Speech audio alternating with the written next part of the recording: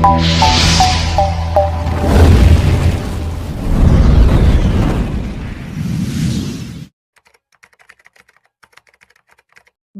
పట్టణంలో దివ్యాంగుల హక్కుల కోసం స్థానిక దివ్యాంగ సంఘాల ఆధ్వర్యంలో ర్యాలీ నిర్వహించారు.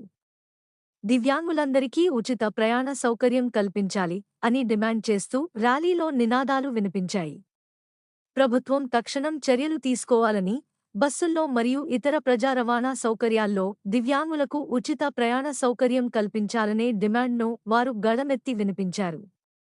ర్యాలీలో పెద్ద సంఖ్యలో దివ్యాంగులు పాల్గొన్నారు.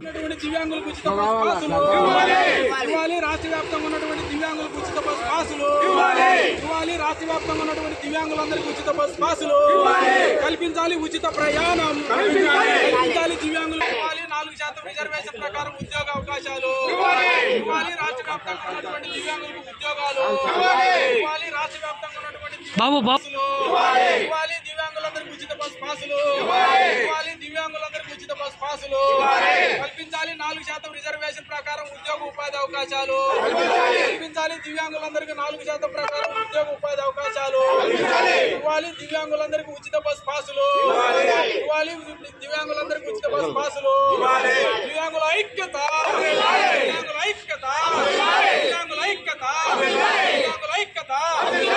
ఉచిత బస్సు సౌకర్యం కల్పించాలి, దివ్యాంగులందరికీ ఉచిత బస్సు సౌకర్యం కల్పించాలి, ఆర్టీసీలో 4% ఉద్యోగ అవకాశాలు కల్పించాలి, ఆర్టీసీలో కమర్షియల్ కాంప్లెక్స్ లో వాటా దివ్యాంగుల ఐక్యత వర్ధిల్లాలి, దివ్యాంగుల పోరాట సమితి వర్ధిల్లాలి, దివ్యాంగుల పోరాట సమితి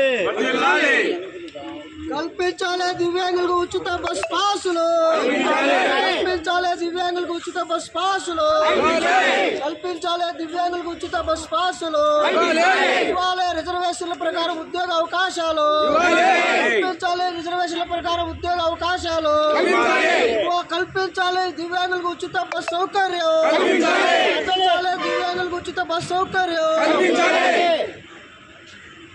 దివ్యాంగుల ఐక్యత, దివ్యాంగుల ఐక్యత ఇవ్వాలి.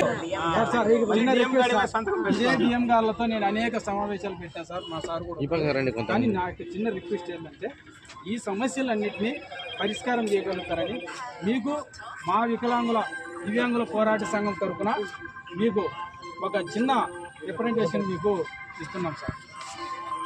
అందరూ చేతులు పెట్టేదిలే బాబు.